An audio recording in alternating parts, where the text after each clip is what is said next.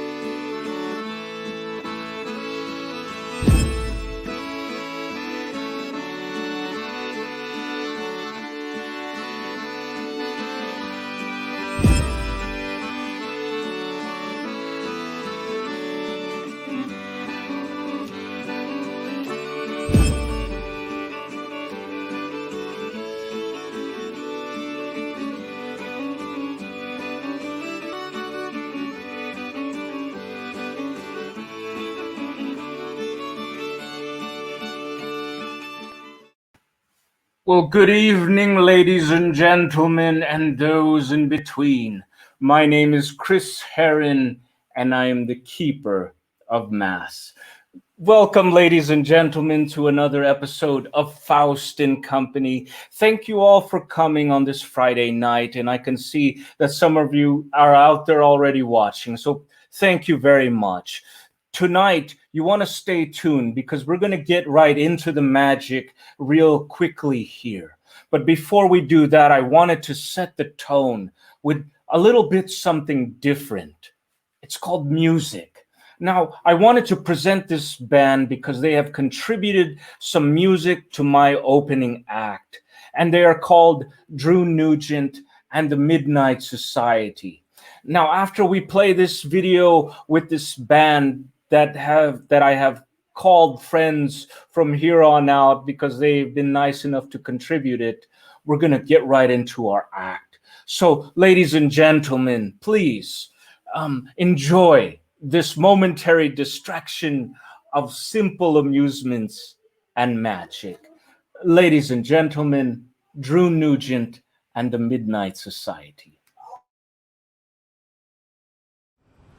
This song was written by Fred Alert, he was, and Joe Young in 1935. It's called I'm Gonna Sit Right Down and Write Myself a Letter.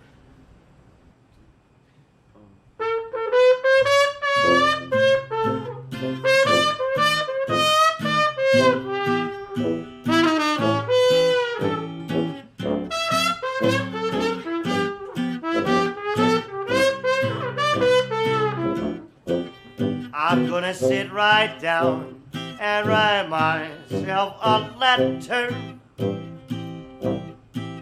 and make believe it came from you.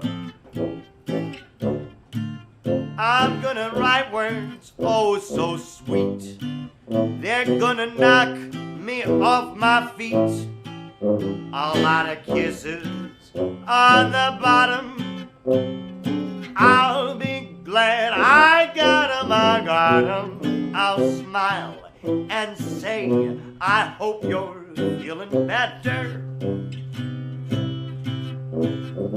Gonna close with love, gonna close with love, the way you do, the way you do. I'm gonna sit right down and write myself a letter, a lovely little letter, and make believe it came from you. From who? From you.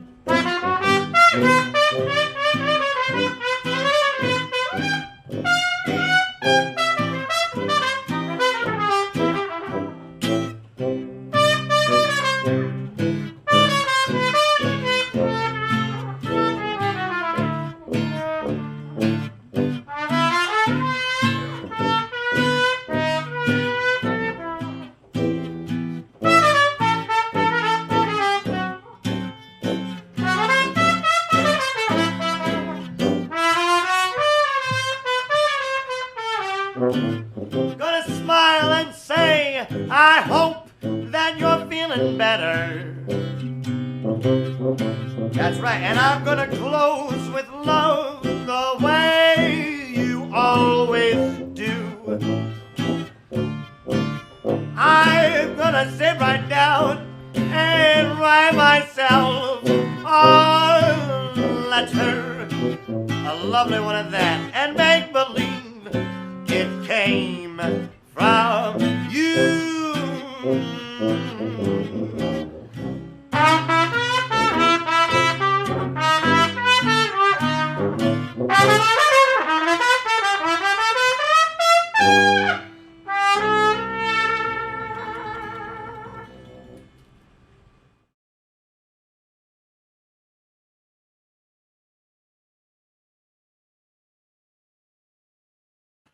Ladies and gentlemen, Drew Nugent and the Midnight Society. I always feel like I go back to that bygone era of music. And it is a great inspiration to me. Their music has been an inspiration to me thus far.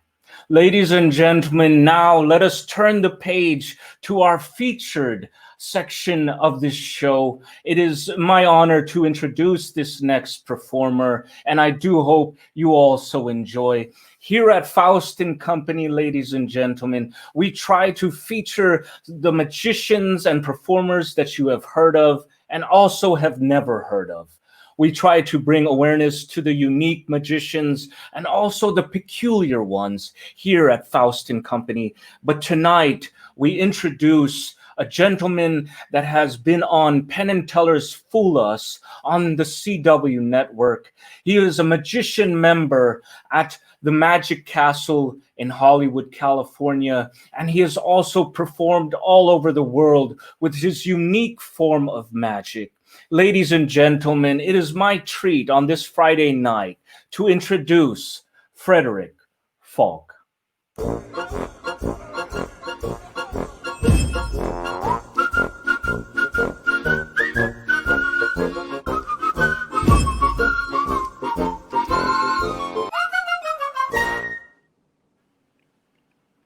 Hey, good evening, everybody. Chris, are you still there by chance? I'm here. Okay, how can I help you, Fred? I just want to make sure everything sounds good. You got a little crackly in there for a moment, but I want to make sure everything is okay. You got it. You sound great, and everything looks great from here, and the stage is yours, my friend. Okay, excellent. Well, good evening, ladies and gentlemen. Thank you all for being here. Christopher, thank you for having me. My name, as he mentioned, is Frederick Falk. I'm a magician. I'm also a mentalist sometimes, but we'll get more into that later. To begin with, I wanted to tell you a little bit kind of about how I got into magic and why I love it so much. You see, like many of us, I'm sure there's many magicians in the audience watching, I got into magic when I was very, very young because I was a very shy, awkward child. Like many of us, I'm sure you can relate. But one of the things I've always loved about magic is its ability to capture our imaginations and give us that childlike sense of wonder that so many of us have lost as we've gotten older, and which is what I try to give back to my audiences. So I thought I'd share with you a little something that I've been working on. I call this something from nothing.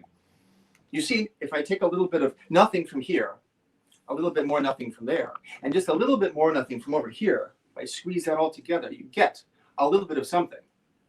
That's coin number one. From just over here in midair, that should be, yes, that's coin number two. And from over here, that should be, yes, that's coin number 2, sorry.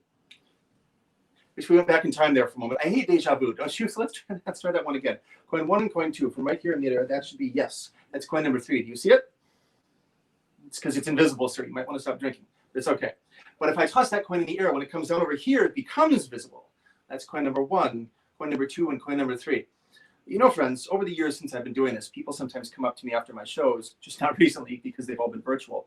But people have asked me in the past, they say, Frederick, because that's my name, if you can pull money out of the air, why don't you just do that all the time? And that, friends, is the difference between magic and illusion. You see, these coins don't actually exist. Let me show you. If we go in reverse, take coin number 3, give it a blow and a toss, and it vanishes. It goes back to nothing. Take coin number 2, just like the fading of a desert mirage. 1, 2, 3. That just leaves us with coin number 1. I give that coin a squeeze, a little wave of the wand for good measure, and a tap. And all goes back to being as it was at the beginning. I call that a little bit of something from nothing. Thank you. Now, friends, another something I like about, that I've always loved about magic, rather, is, let me back up a moment. Going back to my childhood, like magic, I've always had a fascination with puzzles and brain games, optical illusions, M.C. Escher paintings, things like that. And with that in mind, I'd like to share with you now something of a bit of a magical optical illusion, if you will. It involves this card. And you see, I realize there's black. It's black on black, so hopefully you can see this. I'll go slowly. You see, friends, this card is actually itself an optical illusion. Here's what I mean by that. This card has 4 sides, and no, I don't mean 4 edges. I literally mean 4 sides, a front, back, a middle, and a center. Let you think about that for a moment. But instead of explaining the heck out of it, let me just show you. You see, friends, I have 1 spot on this side, 4 spots on this side, 3 spots on this side, and 6 spots on this side. That was a little quickly. You didn't know what to expect, so I'll do it again. You see, I have 1 spot on this side, 4 spots on this side, 3 spots on this side, and 6 spots on this side. Once more, just for the folks in the back. 1 spot on this side, 4 spots on this side, 3 spots on this side, and 6 on this side. Getting tired of this yet? All right, I'll explain. And friends, I don't really feel badly giving away the secret to this because, as I said, it's not a magic trick in the traditional sense. It's an optical illusion. The illusion is this. There are really only 5 spots on this side. Womp, I know. The secret is always very disappointing. But like a domino, which most of us are familiar with, if I cover up this side and I tell you there's 6, I'm also doing this very quickly, and that's on purpose. If I tell you there's 6, you see 5, your brain fills in that gap. Likewise, if I cover up this spot, you only see 4 in the blank space, you assume there's 4. And on this side, there's really only 2 spots. If I cover up this one, you see 1, you see a blank space here, your brain naturally assumes that there's only 1. If I cover up this space, you see 2, your brain, and I tell you there's 3. Your brain assumes that there's actually 3. That's why I go very quickly. And that's how I make it look like there's 6 on this side and 3 on this side. But you know, friends, if I don't over-explain the heck out of this, again, like I'm doing right now, some people, not often, but some people will actually claim, they'll swear that they really did see 6 spots on this side, 3 spots on this side, and sometimes maybe a whole lot more. It's a little optical illusion for your Friday night pleasure. Is your brain hurting yet? Well, stick around, kids, because there's a lot more to go. Now, friends, I'd like to take you back in time, so go with me. I call this Highlights in the History of Religion, told with 2 playing cards. Chapter 23, The Inquisition. The ace shall represent the device, an effective, efficient method of medieval torture, and the king, oh, sorry. It would help if I knew which hands the cards went. The ace, sorry, not the king. Sorry to falsely identify you. The ace will represent the device. The king will represent the confused, befuddled member of society, falsely accused of heresy. I shall play the part of Tomás de Torquemada, the Grand Inquisitor. First, the device is prepared behind the victim's back so as to increase the witless anxiety. The Inquisition begins. Do you confess to your crime of heresy? He says nothing. Maybe this will loosen your tongue.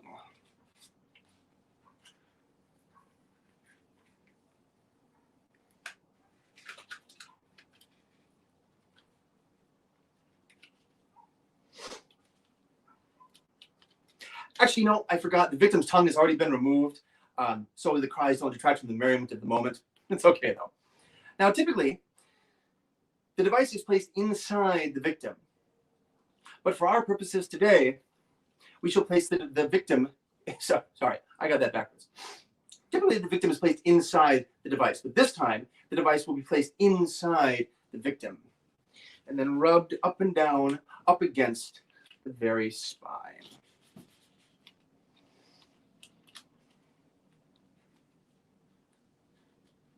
Yes. Now, on good days, one can get our victim to turn around. But on very good days, one can even get our victim to turn inside out. And outside in. But sometimes you can get them so confused, so deranged, that they're left facing half one way and half the other. Now, the device is made up of two parts, and when divided, cause the victim to be split right down the middle. The victim is now beside himself, leaving himself so torn, so twisted, and quite beyond salvation. And that, my friends, is how they searched for truth in the Middle Ages. Don't try that at home, by the way. Now, dear friends, thank you for staying with me thus far. I do appreciate your kind attention. I'd like to close out my set this evening by taking you all once again on a trip back in time. But now we're going even farther back, even farther, to about 2500 BC. And with this, many of you might recognize. Let's try that again. Some of you might recognize. Before I do that, there is perhaps no other effect in all of magic upon which the skill of the performer is judged, than his or her mastery of the ancient mystery of the cups and balls. And I say ancient quite literally because there are hieroglyphs etched into the ancient pyramids of Egypt depicting this, depicting having a heck of a time tonight, depicting conjurers performing this for the pharaohs of old, hieroglyphs. If they were down here, they'd be lower glyphs. Terrible joke. Thank you, Paul Daniels. We begin like this. 3 little balls. Save the jokes, I've heard them all. And 3 empty cups. That's cup number 1, cup number 2, and cup number 3. Friends, we begin like this. I place ball number 1 on top of the center cup. I take this cup, give it a wave, and a tap. Whoop, a tap for good measure. You have to be able to hear it. Otherwise, it won't work. When I do, an impossible solid through solid occurs. That ball actually melts through the top, through the bottom cup, joining its mate to the table, I'm getting ahead of myself. Let's try that again, just in case you missed it. Ball, empty cup. Ball number 2 on top of the center cup. Once again, the cup goes on top, a little wave, and a tap for good measure. And again, that ball impossibly penetrates through, joining its mate. There it is. Once again, just for good measure. Ball number 3. That's ball number 3, by the way. Cup number 1, cup number 2, and cup number 3, just so you can follow along at home. Once again, the cup goes on top of the ball, a wave of the wand, and a tap, and that ball joins its other mates on the table. Now, friends, just for sake of variety, let's try this a little bit differently. Once again, empty cup, empty cup. Now, watch very closely. Ball number 1 goes under cup number 1. Ball number 2 goes under cup number 2. Ball number 3, you guessed it, under cup number 3. Now, friends, watch very carefully as I take that center ball number 2, on the tip of the wand. You can't see it because it's invisible, but if I take it in my hand and I push it through the bottom of cup number 1, once I do, it becomes visible and joins ball number 1 on the table. Just in case you missed it, I will do it again. Remember, ball number 1 goes under cup number 1. Ball number 2 goes under cup number 2. For sake of variety, let's go the other way. Ball number 2 comes out of the center cup and joins its friend under cup number 3. Now, friends, if I really could do that, it might look something like this. That's ball number 2, ball number 3, cup number 3. Now, friends, I'll do this one last time just in case you missed the first 2. Once again, ball number 2 goes under cup number 2. Ball number 3 goes under cup number 3.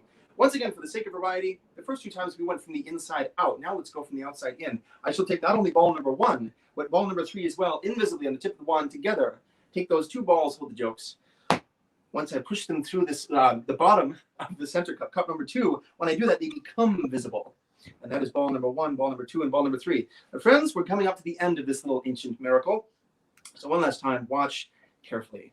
Ball number 1 goes in the pocket. Ball number 2 also goes in the pocket. And ball number 3 goes in the pocket as well. Now, friends, this is the most difficult portion of this little mystery. To cause all 3 balls, rather than, again, hold the jokes, I've heard them all. To cause all 3 balls to vanish instantly from my pocket and reappear under their respective cups. It happens on the count of 3. 1, 2, 3. Did you see them go? Yes or no? Well, friends, if this was a success, that should be yes. Ball number 1 back under cup number 1. Ball number 2, yes, should be back under cup number 2. There it is. And ball number 3, yes, should be back under cup number 3. And that, my friends, is the mystery of the ancient cups and balls. Now, at this point, I can sense it. I can sense the sass even through the screen. There might be some of you out there, some of you highly thinking, clever audience members, thinking, and again, hold the jokes. I've heard them all. I bet he's using an extra ball. Well, friends, if you think that, you'd be absolutely correct. I do use an extra ball. The only problem is it's a little bit bigger. That's ball number 1 right there. That's, yeah, oh, no, trying to run away on me. That's ball number 2. And over here, that should be, yes, that's ball number 3. You stay there. And that, my friends, is the mystery, the ancient mystery, rather, of the cups and the balls. But folks, don't feel bad. If you miss these, if the big balls, so many jokes to be had. If the big balls got away from you, it's okay. They go by most people, even some magicians, and that's all right. But if you did miss the big balls, then I guarantee you also missed the tennis ball, the lemon, and the lime. That's my set. Thank you all so much for your kind attention. I hope you enjoyed it as much as I enjoyed performing it for you. Frederick, thank you so much for sharing your unique form of magic, my friend. Thank you. I love it. I absolutely love that particular cups and balls routine, because the cups and balls, as you know, goes back into human antiquity, and it has such a historical significance in magic. And I think it's a very important thing that, you know, each of us as magicians learn. But yeah. Frederick, I do have to ask, you know, I know that a lot of people are out there, and I could see there are a lot of people out there watching tonight. Mm-hmm. You have some medals on your very dapper suit. Could you tell us what is the significance behind these medals? Because it's hard not to notice. So, so to answer your question, I actually have them. So I was in the Marines. Let's go back to, just to the beginning. Before I moved to Los Angeles, I enlisted in the Marine Corps right out of high school for 4 years. I grew up in a very small town in southern Wisconsin. I enlisted to be a musician, actually not magician, a musician in the United States Marine Corps band. So after high school graduation, I went to boot camp in sunny San Diego, California. After I graduated there, I went to Camp Pendleton for combat training, and then 6 months at the Naval Music Academy out in Norfolk, Virginia. When I graduated there, after 6 months, I got my orders to Hawaii, of all places, which was terrible. Oh, beautiful, beautiful. Oh, my balls are running away. That's fine. They tend to do that sometimes. So during my time in the service, that's so long story short, that's what these are from. Just different awards and citations from my time in the Marine Corps. Well, I appreciate you sharing that story, Frederick. You know, I'm dying to ask as well to a lot of aspiring magicians out there who, you know, want to make it on the big stage, such as Penn and Teller. Could you tell us a little bit about that experience? Because, I mean, that experience alone can be very daunting. And it was. So I'll start with Fool Us. A lot of people have asked me ever since my appearance, how do you go about, many magicians more talented than myself, how do you audition for it? You don't, well, you do audition, but it's not like AGT, America's Got Talent, where you go on the website and you submit videos. They find you for Fool Us. They contact you and invite you to audition. So I was contacted early of 2015. So this is going back a few years. I was 25 at the time.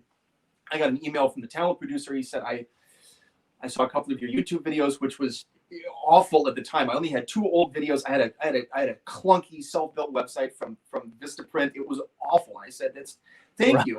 But what I mean, he said, well, you're small town guy, Marine Corps background, you've got an interesting, you come to LA, you member the Magic Council, you've got an interesting, your kind of vintage look. Yeah. So I guess, and so it was an interesting process. So I did submit a couple of videos, and I heard back a few weeks later, said, we loved it, producers loved it, we're going to fly you to Vegas. Yeah. So the only thing I can say, I guess, is for And that was something completely unexpected. Sorry, I'm going to keep cutting myself off because I've got so many thoughts whizzing around because this is all coming back to me now because I haven't really thought about this seriously in several years. Just keep. This is not. I'm just going to be parroting many other magicians throughout the years, throughout the generations. Practice. Don't ever stop practicing, because when you think you're done practicing, you're not. It's what my instructor told me at the School of Music, and what my section leader told me once I got to the fleet, to my unit in Hawaii. He said, "Okay, great, you're here now, but now the work really starts. So when you think you're there, keep going." So Fool Us was really kind of my introduction to the magic community. I mean, is on the world stage, my first television appearance. Is what I wanted to say. So it gave me a little bit of street cred for both good and bad reasons, because those of you that are watching this right now, if you remember my segment, again, this is going back a few years, I became somewhat infamous in the community for arguing with them at great length, because I wasn't fully convinced, and nor were a few other people, that they actually had called me on it. But that's a whole other can of worms. Right. I have nothing but the utmost respect for them. It was an incredible experience. As an actor and as a magician, I've never been treated so well just as a performer as I was during my experience on that show. Everybody, the cast, Ben and Teller, John was still the host at the time before Allison Hannigan took over. But everybody, Michael Close and Johnny Thompson. Everybody just talking backstage with them and working with them. I mean, everybody was incredible. So like I said, it was one of the, I'd say as a magician still to this day, the pinnacle. And I've performed for, it doesn't matter. I don't need to name drop, but it was an incredible experience. If you ever get contacted, definitely, it's an incredible opportunity. I think it's a once in a lifetime opportunity for sure. And I think a lot of viewers out there are actually looking for that, pinnacle of their careers to attain that level, which kind of segues into our main questions, Frederick. You have a very distinct persona and style, and, I want to say character as well. What process did you take to sort of refine? I know you mentioned practicing, but have you taken any other art forms that helped you kind of nurture this style? Absolutely. So, and I know this is one of the questions you sent me ahead of time. So I had some thoughts written up. And being a member of the Magic Castle, which some of you out there, I think I recognize Micah, if you're still there, hi, can also attest to this. I've seen some incredibly dexterous, talented magicians who are dreadful showmen, just performers. Yes. As an actor as well, having that background in just presence either in front of a camera or on stage, knowing how to talk to people, knowing how to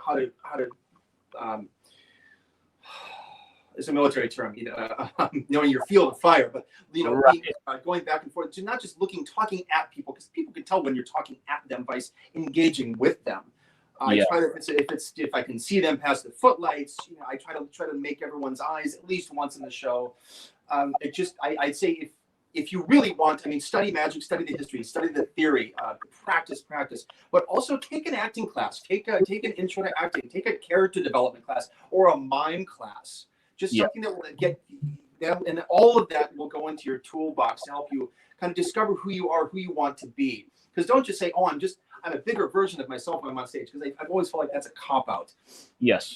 So my character, where I come from, obviously it's not just my love of vintage fashion, that's a big part of it. But I like taking new things, and I've never been one to kind of just buy magic. I love, if you can see over here, I've got a stack of, my whole bookcase.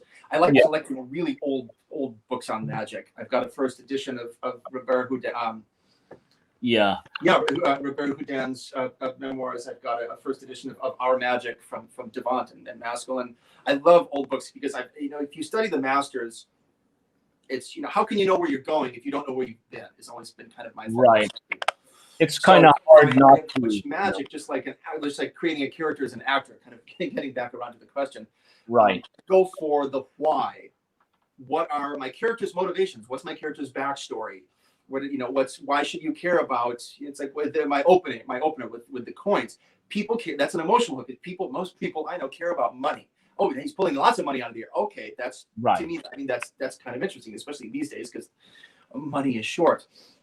So where's the emotional hook? Jack Goldfinger, actually, the entertainment director at the Magic Castle, told me this exactly when I first approached him about just the possibility of submitting a demo to him for consideration to perform in one of the showrooms. He said, and I'm not going to try to do an impression. I know people that do it much better. He said, Fred, first make me care and then try to fool me. Why should I, the audience, care about what it is you're doing? Right. So that's why I also, and like what I did on Fool Us all those years ago, everything to me I kind of try to tie in an element of time, something to do with the past or history, but without making it boring. Like I'm just giving you a history lesson. Yes. So that's where I get a lot of my character inspiration and my love of magic and those performers of old from kind of the golden age of magic. Right. Like I said, it's kind of hard not to be influenced by the early 1900s and the golden age of magic. And so it really exudes out of your persona and style, and it shows the influence.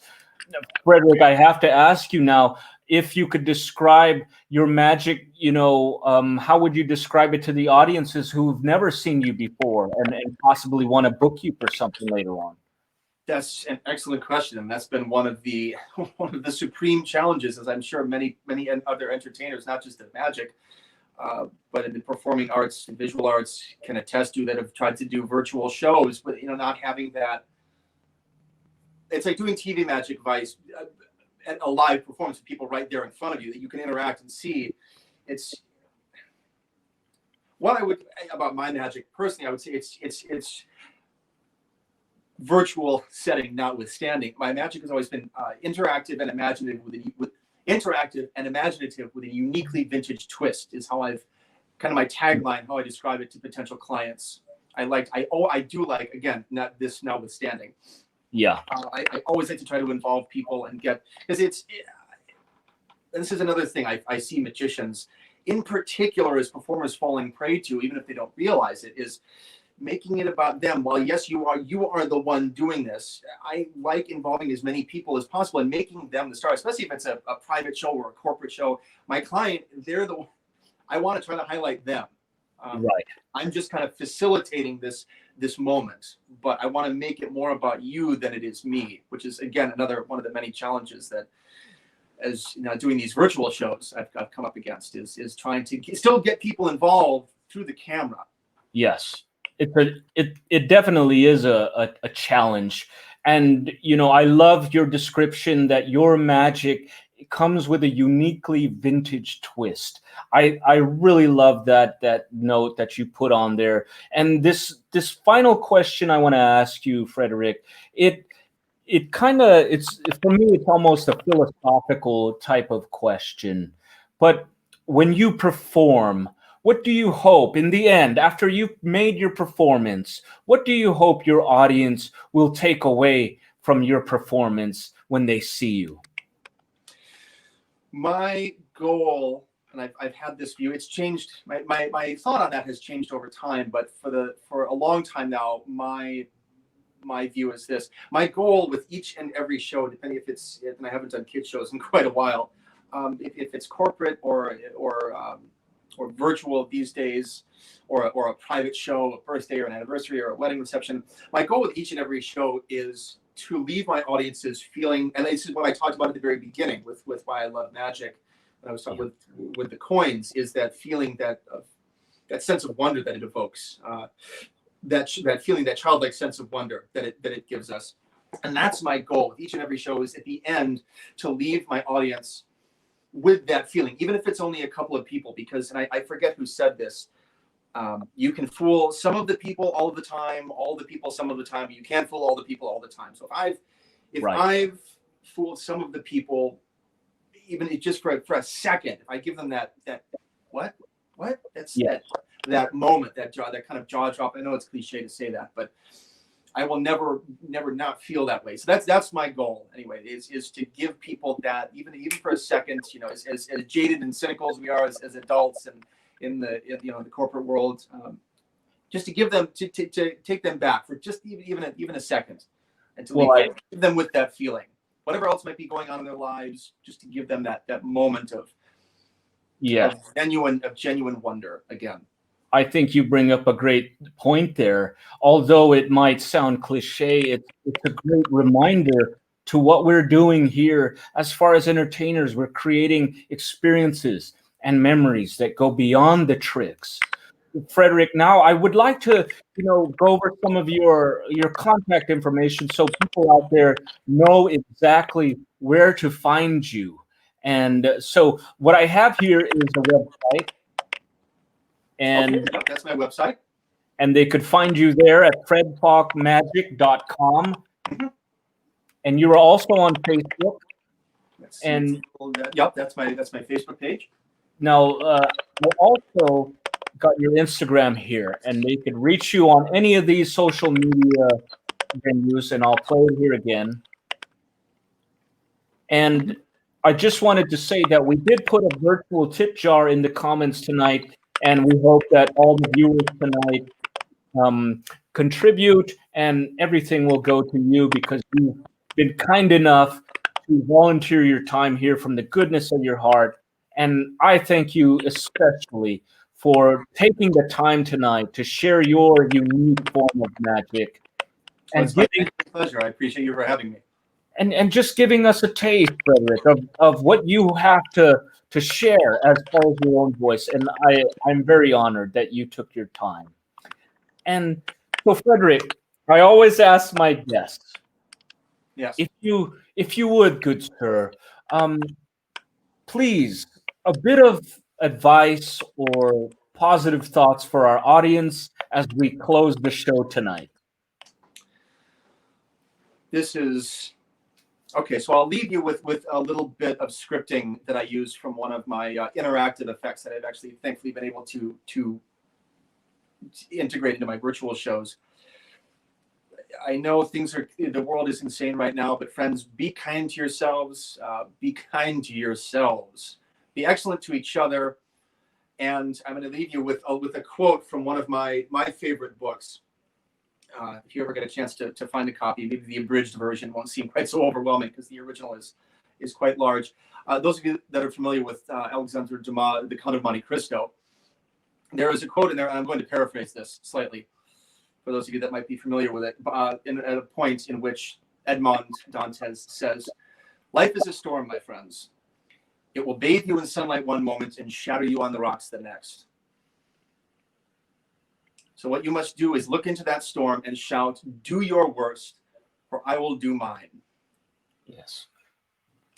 Fred, I don't think you could sum up it any better than that, my friend. It has been a pleasure of mine to have you drop in here at Faust Company. And I bid everyone out there to go and check out Frederick's magic at Fortissimo Magic Studios and find him on Facebook and his website, because his magic is very unique and is very entertaining, to say the least, as we have seen tonight. Ladies and gentlemen, I bid you all a good and happy Friday night. My name is Chris Herren as Faust. This is Frederick Falk. And thanks, everybody. A good night. Good night, everyone. Thanks, everyone.